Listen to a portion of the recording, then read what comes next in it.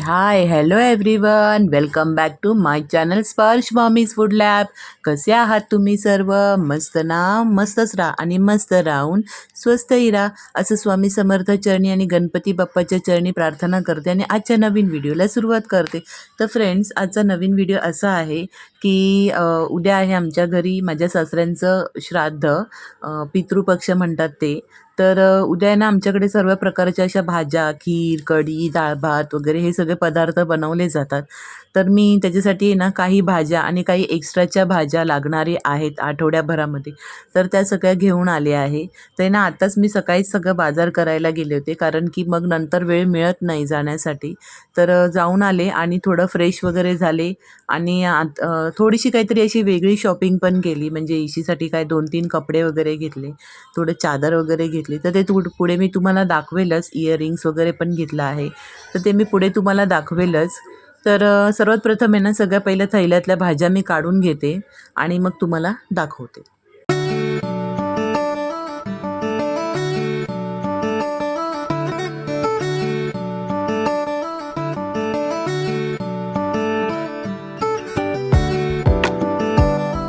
तर इथे बघा मी आहे ना मोठ्या थैल्यांमधून आहे ना सर्व भाज्या बाहेर काढून ठेवल्या.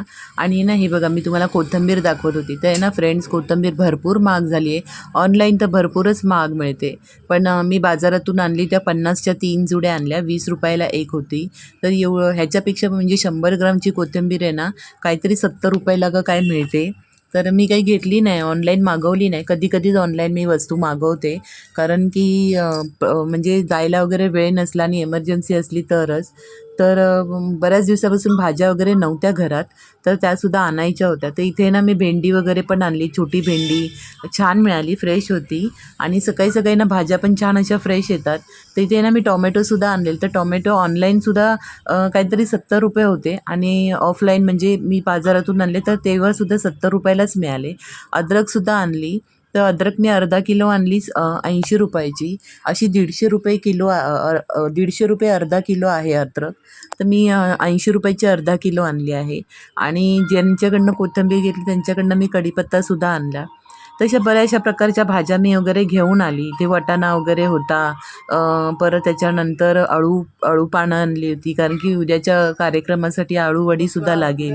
तर ती अळूची पानंसुद्धा आणली होती. त्याच्यानंतर मग मी काकडी वगैरे सगळं घेऊन आले, कारण की बऱ्याचशा अशा वस्तू होत्या की एक्स्ट्राच्या लागणाऱ्यासुद्धा होत्या. तर ते आता मी ना कशा सेग्रिगेट करते आणि कसं ठेवते ना ते तुम्हाला दाखवतेच. आणि पूर्ण सगळ्या डब्यांमध्ये वगैरे कसं साफ करून ठेवते. इथे तुम्ही म्हणत असाल की पूर्ण किचनच भरलं आहे, म्हणजे गॅसवर वगैरे सगळीकडे तुम्हाला दिसतं आहे. तर हो, आता हे सगळ्या वस्तू साफ झाल्यावरती आहेत ना, म्हणजे स्वच्छ वगैरे करून क्लीन करून ठेवेल ना डब्यांमध्ये, तेव्हा तुम्हाला दिसेलच. म्हणजे ह्या सर्व वस्तू एका फ्रीजमध्ये बसून जातात. तर इथे बघा कोथिंबीर वगैरे पण मी 20ची एक होती, तर मी ना 100 रुपयाच्या 6 जुड्या आणल्या, कारण की उद्याच्या वाटणाला वगैरे सुद्धा लागेल. परत एरवीसुद्धा लागते, तेव्हा नसते टाकण्यासाठी. तर तुम्ही बऱ्याच पदार्थांमध्ये माझी बघितले असेल ह्या, की कोथिंबीर मी टाकलीच नव्हती काही काही वस्तूंमध्ये.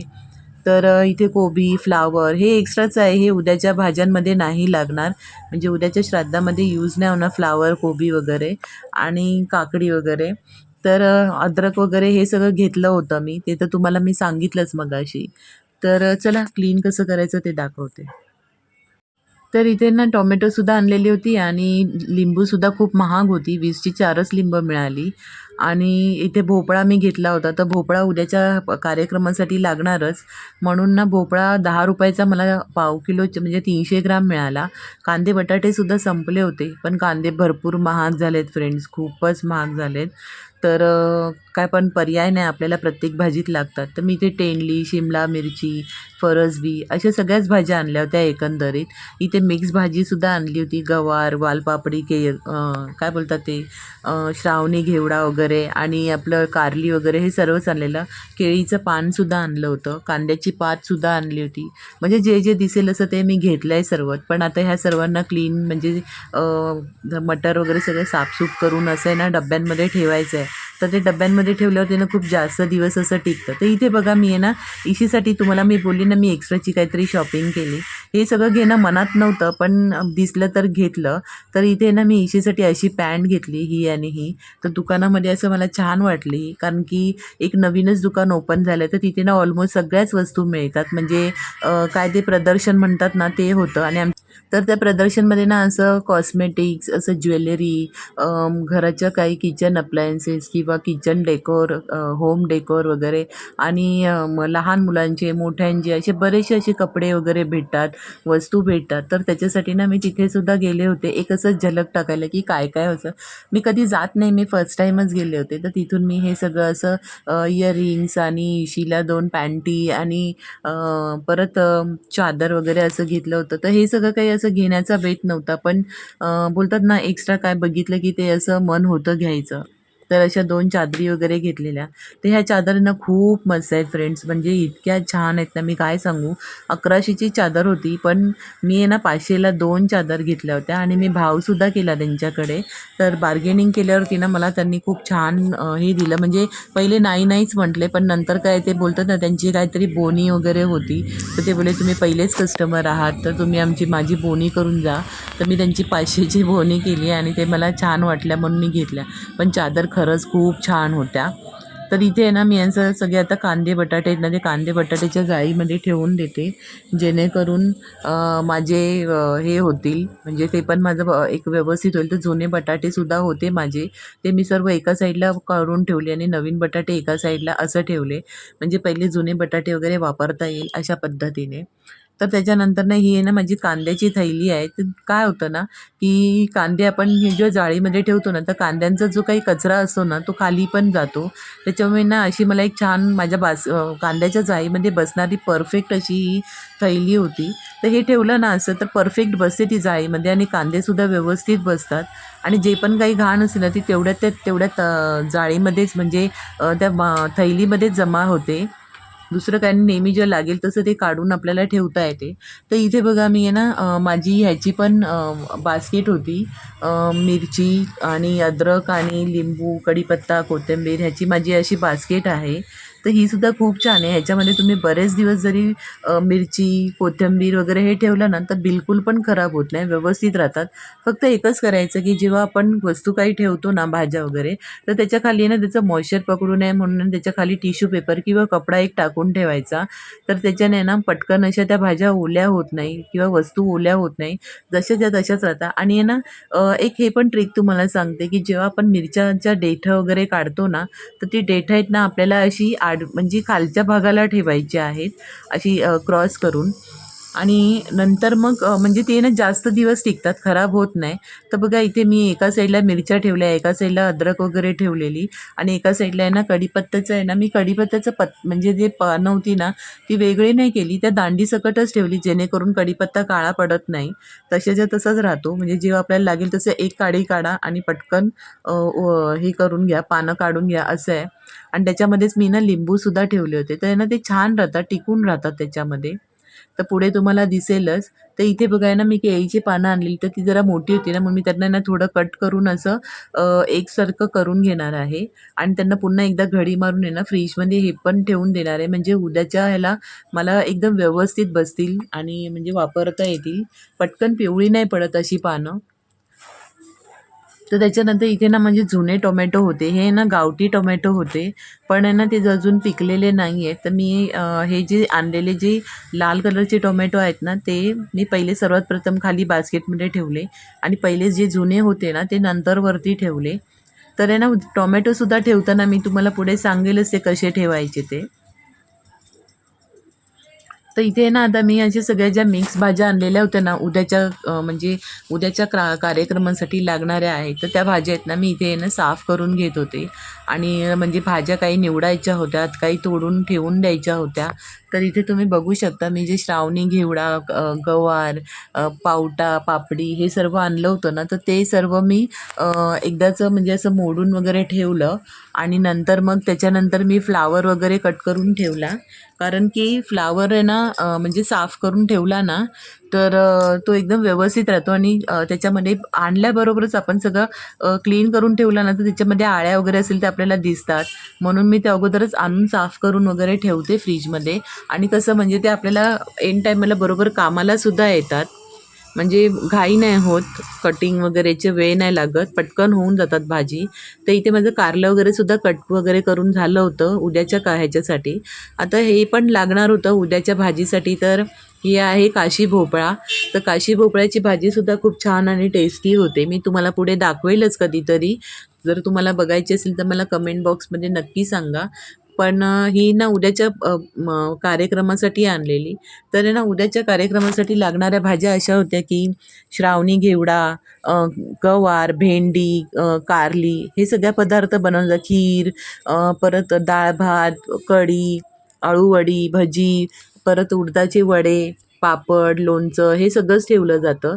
तर इथे बघा मी ना इशीचे केससुद्धा हेअरकट करत होती. खूप मागे लागले, "मम्मी माझे हेअरकट कर" म्हणून. आणि खरंच तिचे आहे ना केस खूप पातळ झाले, म्हणजे केस गळत पण होती, माहीत नाही का, पण गळतात आहे. आणि म्हटलं की खरंच थोडे छोटे करून टाकावे केस, आणि शेपसुद्धा नव्हता, शेपलेस झाली होती केस. तर तुम्ही म्हणत असाल की तुला कसे काय येतात कट करायला, तर हो, मी थोडं पार्लर शिकले होते आधी. म्हणजे माझं जेव्हा 10th झाली होती मी तेव्हा पार्लर शिकले होते. तर तेव्हा मी तेव्हापासून मला असं थोडं थोडं कट वगैरे, कटिंग वगैरे येते, हेअरकट वगैरे, मेकअप वगैरे. पण मी ते फक्त स्वतःपुरतं शिकलेली, म्हणजे मला जेव्हा लागेल त्याच्यासाठी. मी काही असं बाहेरची वगैरे ऑर्डर घेत नाही किंवा करतही नाही. तर इथे ना तुम्हाला मी हेअर कट करताना दिसत असेल, आणि साईडला तुम्हाला एक काहीतरी असं दिसतंय बघा, ते ना एक माणूस आलेला मशीन रिपेअरसाठी. तर इथे बघा आहे ना इशीचे कसे हेअर कट मी केले, डीप यू कट दिला होता मी तिचा. तर खूप छान वाटत होता तिच्यासाठी. तर बघा अशा भाज्या म्हणजे सेग्रिगेट झाल्या. आता पुढे मिरच्या वगैरे सगळ्या व्यवस्थित ठेवून झालेल्या आहे तिकडे.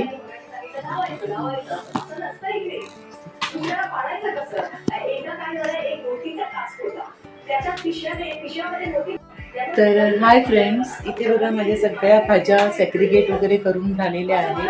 आणि उद्याच्या ज्या काही पितृपक्षाला लागणाऱ्या भाज्या आहेत त्यासुद्धा माझ्या कट करून झाल्या आहेत, अर्ध्या कट करून झाल्या आहेत. आज फक्त भेंडी कट करायची बाकी आहे, तर ती आता मी कट करून घेईलच. तर मी यातली अर्धीच भेंडी, इथे मी अर्धीच भेंडी घेतली आहे, ह्याला मला धुवायची आहे. आणि अर्धी भेंडी मी इथे ठेवून दिली आहे. तर एवढी भेंडी लागणार नाही म्हणून अर्धी भेंडी ठेवून दिली आहे. ही फरसबी आहे, फ्लावर आहे, काशी भोपळा आहे, तो उद्या लागेल, फ्लावर उद्या नाही लागणार. आणि इथे कारलं आहे, ते मी चिरून घेतलं आहे, तेंडली आहे, मटर आहे, आणि इथे मिक्स भाजी आहे, इथे कोथिंबीर आहे, इथे लिंबू आणि कढीपत्ता, इथे लिंबू, कढीपत्ता वगैरे ठेवला आहे. आणि या डब्यामध्ये ना खरोखर भाज्या खूप छान आणि व्यवस्थित राहतात, बरेच दिवस खराब होत नाही. लिंबूसुद्धा खूप व्यवस्थित टिकतात, तुम्ही किती पण दिवसाच्या आणून ठेवा, महिनाभर तरी टिकतातच. फक्त खाली कसं टिश्यू पेपर टाकायचं आहे. आणि इथे ना त्या मिरच्याची जे देठं असतात ना, ती असं अशी करून ठेवायची, वरती नाही ठेवायची. अशी ठेवली ना तर मिरच्या लवकर खराब होत नाही. आणि हे अद्रक आहे, तर हे अद्रक सुद्धा मी असं स्वच्छ वेगळं केलं आहे, म्हणजे जर काय पाहिजे असलं तर ह्याच्यातलंच घेता येईल, त्यामुळे. त्याच्यानंतर या डब्यामध्ये आहे टोमॅटो, बघू शकता इथे. तर टोमॅटोसुद्धा मी तुम्हाला मागे व्हिडिओमध्ये पण सांगितलं होतं की जर तुम्ही टोमॅटो आणता आणि त्याला स्वच्छ करून ठेवतो, मी धुतले नाही आहेत टोमॅटो, मी जेव्हा लागेल तेव्हाच धुवून काढते, कारण की डबल धुतल्याने त्याला खरंच खूप जास्त मॉइश्चर होतं आणि मग टोमॅटो लवकर असे बिळबिळे होतात आणि खराब होऊन जातात. तर त्याच्यामुळे मी जेव्हा लागेल तेव्हाच धुवून काढते. तर हे जे टोमॅटो आहेत ना, तर हे ना असे ठेवायचे, ह्याचं जे डेट आहे ना, डेट ते असं असं ठेवायचं आहे डब्यामध्ये.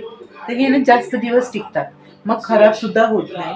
तर हे ना असे प्रत्येक टोमॅटो असाच ठेवायचा आहे आपल्याला. हे बघा, मी सगळे असेच ठेवलेत, उलटेच ठेवलेत, जेणेकरून ना आपले टोमॅटो बिलकुल पण खराब होणार नाहीत आणि बरेच दिवस टिकतात, त्यासाठी. आणि इकडे इकडे कोथिंबीर सुद्धा अशी निवडून झालेली आहे. अर्धी कोथिंबीर याच्यामध्ये ठेवली, त्यातली अर्धी उद्या चिरून वगैरे लागेल. ही अर्धी कोथिंबीर मी वाटणसाठी काढलेली, जी आता वाटण बनवून ठेवणार आहे उद्याच्या भाजीसाठी लागेल ते ही मी एवढी काढून ठेवली आहे. त्याच्यामध्ये ह्या अशा प्रकारे माझ्या भाज्या आहेत. तर तुम्हाला कशा वाटल्या ना फ्रेंड्स. आणि इथे मला पानांना सुद्धा हे लावून घ्यायचं आहे. तर ते मी उद्या सकाळीच लावणार आहे पानांना, कारण की कागद बनवायचं आहे. तरी मी उद्या सकाळी फक्त जे कटिंग वगैरे करते त्याच्यामध्ये वेळ थोडासा वेस्ट होऊ नये म्हणून मी फक्त कटिंग वगैरे करून रेडी करून ठेवलं आहे. उद्या जास्तीचा वेळ नाही जाणार. आणि हे पान आहेत हे सुद्धा मी साफ स्वच्छ करून ठेवले. आता फक्त उद्या ह्यांना लावून घ्यायचं आहे. तर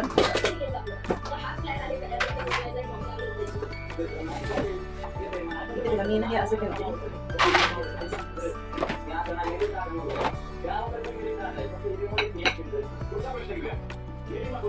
तर फ्रेंड्स बघा, मी जे काही ऑनलाईन डबे पण आधी मागवले होते ते तुम्हाला मी दाखवलेलेच अगोदर. फ्रीजचे काही डबे कंटेनर मी ऑर्डर केले, तर त्यामध्ये ना अशा भाज्या वगैरे ठेवल्या ना तर ह्या व्यवस्थित राहतात. आणि जेव्हा पाहिजे ना तुम्ही त्या एक दिवस आधी असं कट करून वगैरे ठेवू शकता. तर कसं आहे ना, भाज्या टिकून राहतात आणि त्याला पाणी वगैरे सुटत नाही, मॉइश्चर नाही लागत. तर हे डबे खरंच खूप चांगले आहेत. म्हणजे तुम्ही असं सगळं वेगळं वेगळं करून जरी ठेवलं ना तर भाज्या लवकर खराब होत नाही. पटकन तुम्हाला येताना नजरेतसुद्धा दिसतात कशात कोणती भाजी आहे ती. तर अशा प्रकारे मी भाज्या वगैरे सगळ्या सेग्रिगेट वगैरे करून ठेवल्या. आणि इथे एका साईडला मी कारलं वगैरे कट करून ठेवलं होतं. तर अर्ध्या उद्याच्या कार्यक्रमासाठी ज्या काही लागणाऱ्या भाज्या होत्या ते सुद्धा प्रिपेअर करून ठेवलं होतं. आणि ज्या नाही लागणार होत्या त्यासुद्धा प्रिपेअर करून ठेवल्या होत्या, की फक्त काढायचं आणि फक्त बनवायचं, फोडणी वगैरे द्यायची, बस एवढंच राहणार. तर अशा प्रकारे ह्या सगळ्या भाज्या मी ऑनलाईन म्हणजे घेऊन आले होते. आणि त्या म्हणजे असं सगळं साफ स्वच्छ वगैरे करून ठेवलं होतं. तर असं होतं सर्व. आणि आता इथे बघा, मी ना जे कापलेलं कारलं होतं ना त्याला मला हळद मीठ लावायचं होतं. त्यातल्या मी ना म्हणजे असं गोलच कापलेत आणि त्यातल्या ज्या बिया होत्या ना त्या कडू असतात. त्यामुळे त्यातल्या सर्व बिया आहे ना मी काढून टाकल्यात. आणि हळद मीठ लावलं ना तर त्याच्यातला जो कडवटपणा असतो ना फ्रेंड्स तो निघून जातो. तो जो काही म्हणजे जे काही त्याला पाणी सुटतं ना ते पाणी नंतर आपल्याला ना छान असं म्हणजे धुवून काढायचं, स्वच्छ करायचे नंतर ते कारलं. कारण की त्याच्यातला जो कडवटपणा असतो ना तो हळद आणि मिठाद्वारे पूर्ण निघून जातो. ह्याला पाणी सुटेल थोडं. आता बघा मी ना सर्व एकजीव करून घेते, कारण की प्रत्येक कारल्याच्या काय बोलतात ते कटिंगला आहे ना हळद मीठ हे असं लागलं पाहिजे. म्हणून मी ना असं सगळं हातानेच मिक्स करत होते. आणि असं चोळून बोलतात ना, असं चोळून लावतो आपण त्या प्रकारे मी त्याला असं चोळूनच लावत होते कारल्याला. कारण की ना काय होतं, तसं जर लावलं ना तर प्रत्येक कारल्याच्या चपटीला हे लागून जाते हळद मीठ. आणि त्याच्यामुळे ना एक छान असं त्याचं जे काही कडवटपणा असतो तो निघून जातो. ते डुग्गूना रडत होतं. तर मग तुम्हाला दिसत असेल की मी एका हाताने कट करत आहे आणि एका हातात माझा डुग्गू होता. तर अशा प्रकारे आहे ना मी हे कारलं वगैरे लावून म्हणजे हळद मीठ लावून वगैरे ठेवून दिलं. त्याच्यानंतर मी ना इथे घेतलं आहे उद्याच्या ह्याच्यासाठी लागणारं वाटण. तर ते आपण कसं सगळं कांदा लसूण म्हणजे विदाऊट कांदा लसूण बनवणार आहोत. कारण पितृपक्षाला कांदा लसूणचं कोणत्याच भाज्या चालत नाहीत. म्हणून मी विदाऊट कांदा लसूणच्या सर्व भाज्या बनवणार आहे. पण त्या कशा बनवायच्या ना आणि त्याच्यासाठी कोणतं वाटण लागेल ते मी बनवत आहे. तर मी ना इथे हिरवी मिरची, अद्रक आणि जिरे, हळद, धना पावडर आणि असं मी सर्व एकंदरीत घेतलं होतं. आणि मीठ टाकलेलं आणि कोथिंबीर ह्या सगळ्याचं मी वाटण घेतलेलं आहे. तुम्हाला खोबरं टाकायचं असेल तर तुम्ही टाकू शकता खोबरं पण. पण काही ह्याच्यामध्ये खोबरं नाही चालणार, तर ते आपण नंतर खोबऱ्याचं सेपरेट वाटण टाकलं तरी चालेल. पण मी नव्हतं टाकलेलं. तर ना ह्याला कांदा लसूणचं बिलकुल पण जेवण हे म्हणजे चालत नाही पितृपक्षाचे. जसं आपल्या देवाच्या नैवेद्यांसाठी सुद्धा कांदा लसूण लागत नाही ना, तसं या पितृपक्षाच्या पण जेवणामध्ये कांदा लसूण विरहित आपल्याला जेवण बनवायचं असतं. तर मी कोणत्याच भाज्यांमध्ये ना कांदा लसूण वापरणार नव्हते त्याच्यामुळे. तर अशा प्रकारे माझी म्हणजे कांदा लसूण नाही, माझी हिरवी चटणी रेडी झाली होती. उद्याच्या ह्याच्यासाठी जे वाटण लागणार होतं ते रेडी झालेलं. तर इथे बघा मी ना उडदाचे वडे आमच्यामध्ये उडदाचे वडेसुद्धा बनवतात. तर मी ना इथे उडदाची डाळसुद्धा अशी आहे ना स्वच्छ धुवून भिजत ठेवली आहे. आणि त्याला आता मी छान भिजवून उद्या सकाळीच त्याला वाटेल. म्हणजे ते सुद्धा एक माझं वड्याचं पीठ तयार होईल. तर फ्रेंड्स इथे ऑलमोस्ट सगळं आता डन झालेलं आहे. फक्त उद्या आता शिजवायचं बाकी आहे बस. बाकी सगळं मी रेडी करून ठेवलं आहे. म्हणजे तितकाच आपला वेळसुद्धा वाचेल आणि पटापट सगळं जेवण आपलं तयार होईल. तर अशा प्रकारे. तर फ्रेंड्स तुम्हाला माझा व्हिडिओ कसा वाटला ना, ते लाईक शेअर सबस्क्राईब करून नक्की सांगा. चला तर मग बाय, भेटूया पुढच्या व्हिडिओ.